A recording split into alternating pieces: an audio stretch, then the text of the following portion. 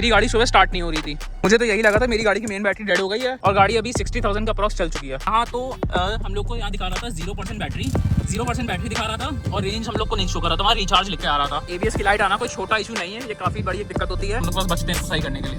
ये देखिए, और एबीएस की लाइट हम लोग की चली गई। यार आज पता है मेरी गाड़ी में सबसे बड़ी दिक्कत आ गई, जिस चीज का मुझे सबसे बड़ा डर था, मेरी गाड़ी की बैटरी खराब हो गई। अब लोगों को लग रहा होगा कि मेरी मेन बैटरी खराब हो गई, बट नहीं, मेरी मेन बैटरी अभी नहीं खराब हुई है। कंडीशन वैसी थी कि ऐसे ही लग रहा था कि गाड़ी की मेन बैटरी खराब हो गई है, क्योंकि जब मैं गाड़ी सुबह स्टार्ट कर रहा था मेरी गाड़ी सुबह स्टार्ट नहीं हो रही थी।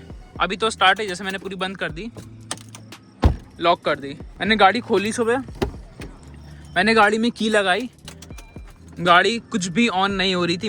मीटर पे कुछ भी डिस्प्ले, कुछ भी लाइट, कुछ भी शो नहीं हो रही। मुझे तो यही लगा था मेरी गाड़ी की मेन बैटरी डेड हो गई है, अब सीधे क्लेम के लिए गाड़ी जाएगी। बट जैसे कि मैंने कि एक बार टिगोर वाली वीडियो बनाई थी कि गाड़ी के गियर नहीं शिफ्ट हो रहे थे, एकदम से गियर छोड़े दे रही थी चलती गाड़ी में, तो मुझे लगा कि हो सकता है इसकी ऑक्सिलरी बैटरी में दिक्कत आ गई है। ये जो हम लोग की बैटरी लगी रहती है ये वाली, इसको हम लोग कहते हैं ऑक्सिलरी बैटरी। तो मुझे डाउट हुआ कि हो सकता है ये वीक हो गई हो। मेरी गाड़ी को 3 साल कंप्लीट होने वाले हैं, नेक्स्ट मंथ जुलाई में हो जाएंगे, नेक्स्ट मंथ, और गाड़ी अभी 60,000 का अप्रॉक्स चल चुकी है। तब से बैटरी चेंज नहीं हुई है, तो मुझे लगा ये वीक हो गई है। और मेरी गाड़ी रिमोट से खुल भी नहीं रही थी, तो मुझे पूरा डाउट कंफर्म हो गया कि पक्का यही वीक हुई है। तो हम लोग ने सुबह स्टो वाले को तो नहीं बुलाया था, ना कंपनी ले गए थे। या तो इसके 2 ऑप्शंस थे इसको गाड़ी को स्टार्ट करने के लिए, या तो हम लोग बैटरी जंप कराएं, या तो इस बैटरी को यहाँ से रिमूव करके टर्मिनल इसको चार्जिंग पे लगवा दे किसी भी वर्कशॉप में। तो हम लोग ने इसके ये दोनों टर्मिनल हटा दिए थे, नेगेटिव और पॉजिटिव, और फिर हम लोग ने इसको वर्कशॉप में दे दी थी बैटरी, ये बैटरी चार्ज होने के लिए। फिर अभी अप्रॉक्स 8 बजे के आसपास हम लोग की बैटरी आई थी। सुबह मैंने 12 साढ़े 12 बजे के आसपास अपनी बैटरी दे दी थी, और शाम को रात में मेरे पास 8 बजे मेरे पास बैटरी गाड़ी की चार्ज होके आ गई। फिर जब मैंने इसमें लगवाई बैटरी, मेरी गाड़ी तो स्टार्ट हो गई। सबसे बड़ी जो चीज़ थी, यहाँ जो आपको मीटर में परसेंटेज दिख रही है, यहाँ तो हम लोग को यहाँ दिखा रहा था 0% बैटरी दिखा रहा था, और रेंज हम लोग को नहीं शो कर रहा था, वहाँ रिचार्ज लिख के आ रहा था। तब तो मुझे वो देख के लगा कि भाई गाड़ी गई, खत्म हो गई, पूरी बैटरी डेड हो गई गाड़ी की। फिर जब मैंने गाड़ी स्टार्ट करी तो गाड़ी तो स्टार्ट हो गई मेरी। जो मेन जो दिक्कत आई वो मैं आपको बताता हूँ आई क्या। देखिए मेरी गाड़ी स्टार्ट हो गई, मैं म्यूट कर देता हूँ 1 मिनट। इसमें आप देख रहे होंगे मीटर पे एक लाइट जल रही है, ये देखिए एबीएस की, और यहाँ एयरबैग्स की लाइट जलने लगी थी। एयरबैग की लाइट 10-15 सेकंड बाद ऑटोमेटिकली चली गई, बट एबीएस की लाइट जो आ गई है ये नहीं गई। इसके साथ जब मैं गाड़ी रिवर्स डाल रहा था, मैंने रिवर्स डाली, ये जो पार्किंग सेंसर्स अभी आपको नहीं दिख रहे क्योंकि अभी पीछे कोई है नहीं, पूरी खाली रोड है।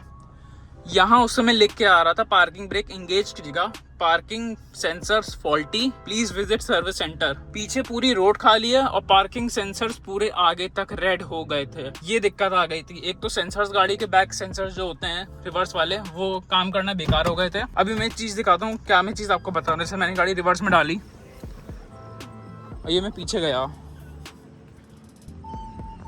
ये देखिए गाड़ी आवाज कर रही है, उसमें ये आवाज़ कंटिन्यूस आ रही थी जब मैंने गाड़ी रिवर्स में डाली थी। उसकी मैं क्लिप शूट करना भूल गया था। ये मैंने गाड़ी जब 3-4 बार स्टार्ट करी गेट खोल के, क्योंकि जब तक आप गाड़ी का गेट नहीं खोलते हैं, लॉक अनलॉक या गेट नहीं खोलते, तब तक गाड़ी रीसेट टाइप की नहीं होती है। टाइम भी अभी आपको गलत दिखा रहा होगा कि नई बैटरी लगी तो पूरा सब चीज़ रीसेट होता है। 4-5 बार गाड़ी लॉक अनलॉक करने के बाद, पूरी इग्निशन 4-5 बार लगाने के बाद, ये सेंसर तो हम लोग का सही हो गया। यहाँ जो हम लोग की एयरबैग की लाइट आ रही थी ये भी सही होगी, बट इसमें ये जो एबीएस की लाइट है ये नहीं गई। तो मुझे लगा गाड़ी में और भी चीजें चेक कर लूँ एक बार। हजार्ड सारी भी जो भी टेक्निकल चीजें थी वो मैंने चेक करी, सारे एसी कंट्रोल, सारे लाइट्स के कंट्रोल, लॉक अनलॉक और भी चीजें देखी, वो सब सही थी। जो टीपीएमएस की लाइट एक और दिख रही है, टीपीएमएस की लाइट है 3-4 दिन से थी, क्योंकि पीछे वाला टायर पंचर है थोड़ा, इस वजह से लाइट शो कर रही है। फिर मुझे एक बार डाउट हुआ कहीं ऐसा तो नहीं गाड़ी चार्जिंग ना कर रही हो, गाड़ी चार्जिंग ही ना ले रही हो, कुछ और दिक्कत आ गई हो तो सीधे सर्विस सेंटर जाना पड़े। मैंने गाड़ी चार्ज करी 1 घंटा, 55% पे लगाई थी, अब 64% हो गई गाड़ी चार्ज ही, कोई ऐसी दिक्कत नहीं आई।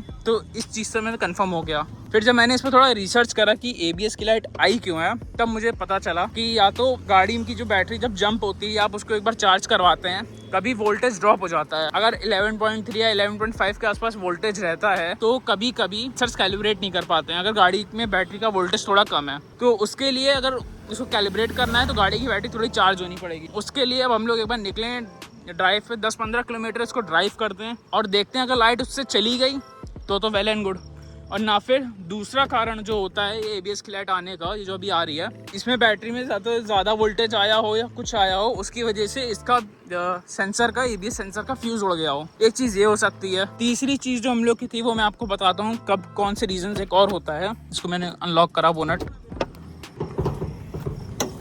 ये जो आपके टर्मिनल्स होते हैं ये भी आपको थोड़े साफ दिख रहे होंगे, इनमें कार्बन और डस्ट जमा हो जाती है। फिर मैंने इसको भी थोड़ा साफ करा, क्लीन करा, बट उसकी भी दिक्कत नहीं थी क्योंकि मैंने क्लीन करा तब भी ये सेंसर नहीं गया। या तो इसका मॉड्यूल गाड़ी का चला गया है जो कैलिब्रेट जो लगता है ABS फ्यूज हाई वोल्टेज की वजह से, या तो लो वोल्टेज की वजह से वो अभी तक कैलिब्रेट अपने आप को कर नहीं पा रहा है, ये दिक्कत है। उसको करने के लिए हम लोग उसको ड्राइव पे ले चलते हैं 10-15 किलोमीटर की, वो नहीं हुआ तब एक बार इसका हम लोग फ्यूज चेक करते हैं कहीं ऐसा तो नहीं इसका फ्यूज उड़ गया हो गाड़ी का। और अगर तब भी नहीं गया, जो चौथा रीजन है वो होता है या तो आपका गाड़ी का ब्रेक फ्लूइड कम हो गया है, उसकी वजह से ABS की लाइट आ गई है। बट अगर ABS की लाइट आनी होती ब्रेक फ्लूइड कम की वजह से तो वो बहुत पहले आ चुकी होती, 5-6 दिन पहले, या हो सकता है कम हो गया हो तो आ गई हो, वो तो एक बार चेक कर लेंगे हम लोग बाद में। पांचवी चीज जो होती है, जो व्हील्स देख रहे हैं जब इनको आप रिमूव करते हैं पूरा टायर, कैलिपर के पास हम लोग का एक ABS का सेंसर का वायर होता है, या तो उसमें कभी कभी डस्ट जम जाती है, कार्बन जम जाता है, उसको अगर एक बार निकाल के प्लग करके वापस लगाते हैं क्लीन करके, अगर उससे चली गई तो वेल एंड गुड। और जो एक लास्ट रीजन रहता है, जैसे कल मेरी गाड़ी पूरे समय घर के बाहर पार्क थी रोड पे, कभी अगर आपके एरिया में चूहे ज्यादा रहते हैं, अगर उनने ABS का वायर काट दिया हो तो उसकी वजह से भी लाइट आ सकती है।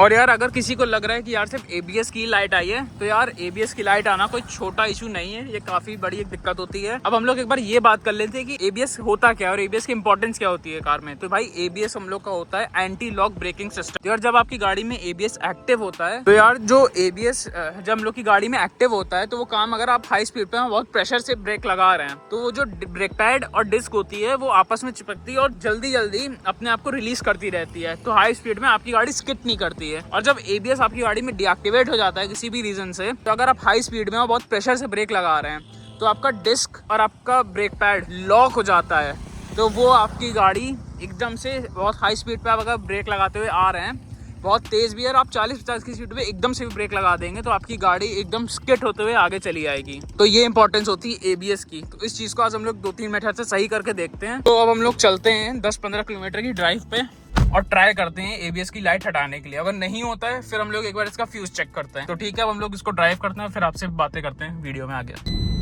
यार गाड़ी अभी हम लोग की है 58,597 पे। अब हम लोग इसको मीटर दोबारा देखते हैं 10 से 15 किलोमीटर ड्राइव करके, और देखते हैं कि ABS की लाइट जाती है कि नहीं, ये लो वोल्टेज की दिक्कत थी कि नहीं, या कुछ और दिक्कत है, या फ्यूज ही उड़ गया है। और इस चीज़ को यार ट्राई करने के लिए जो रिकमेंडेड स्पीड है वो 30 से 40 किलोमीटर पर आवर के हिसाब से है, तो उससे ज़्यादा स्पीड मत करिएगा। तो मैं उसी स्पीड रेंज में ट्राई कर रहा हूँ कि अगर ये बैटरी हम लोग की आगे की रिचार्ज हो जाती है तो बहुत अच्छी बात है, वरना आगे देखते हैं क्या ऑप्शन हम लोग पास बचते हैं इसको सही करने के लिए। ये देखिए हम लोग पास बचते हैं इसको सही करने के लिए। ये देखिए जो चीज़ मैं आपको बता रहा था वीडियो में, आपके सामने वो ABS की लाइट चली गई, और जबकि मैंने अपने में घर से इस लोकेशन पे आया था 5 किलोमीटर पे थी, आपके सामने ये लाइट चली गई ABS की। यार देखा, जो चीज़ मैं सामने बता रहा था वीडियो में वो प्रूव भी हो गई। सामने हम लोग की सिर्फ 5 किलोमीटर हम लोग ने गाड़ी चलाई, मैं वीडियो में बीच में रुक गया था इस लोकेशन पे बनाने के लिए, और ABS की लाइट हम लोग की चली गई। तो मतलब हाँ, ये इशू वोल्टेज का था, लो वोल्टेज था उस समय हम लोग की गाड़ी की बैटरी में, ऑक्सिलरी बैटरी में जो हम लोग ने चार्ज करवाई थी, इस वजह से लाइट्स आ जाती हैं।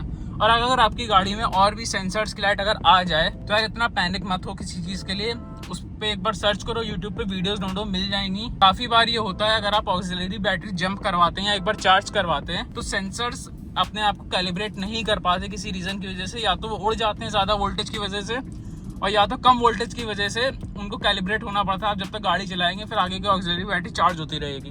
तो ये कुछ रीज़न था, और ये जो चीज़ मैं बता रहा था ABS की लाइट, ये अब चली गई है। यार जो मैं चीज़ बता रहा था ABS काम क्या करती है, ये देखिए। अब मैं 40-50 की स्पीड पे एकदम से प्रेशर से ब्रेक लगाऊंगा, गाड़ी एकदम आराम से रुकी है, कोई भी स्किट नहीं करी। इससे पहले हम लोग की गाड़ी अच्छी खासी स्किट कर रही थी। तो एक मिनट में गाड़ी रोकता हूँ फिर आपको बताता हूँ।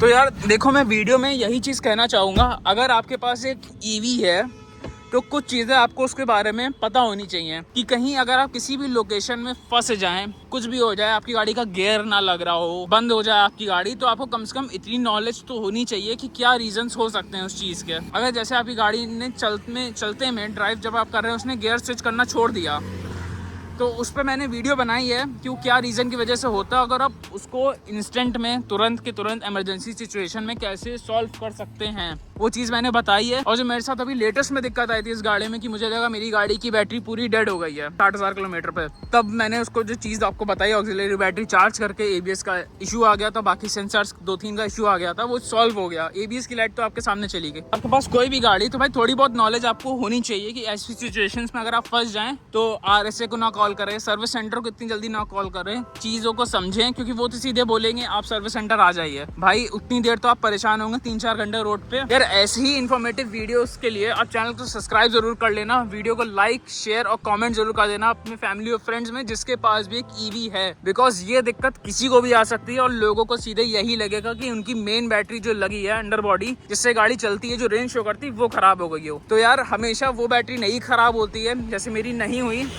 तो ऑक्सिलरी बैटरी खराब हो जाती है। अगर आपकी चलती गाड़ी में रेंज नहीं आ रही हो, गियर लग रहा है, ऑक्सिलरी बैटरी आपकी वीक हो गई है और आपकी फैमिली में किसी के पास भी EV है, तो वीडियो शेयर कर देना और ऐसी इंटरेस्टिंग और इन्फॉर्मेटिव वीडियोस के लिए चैनल को सब्सक्राइब कर लेना। तो मिलते हैं अब हम लोग किसी एक नेक्स्ट वीडियो में।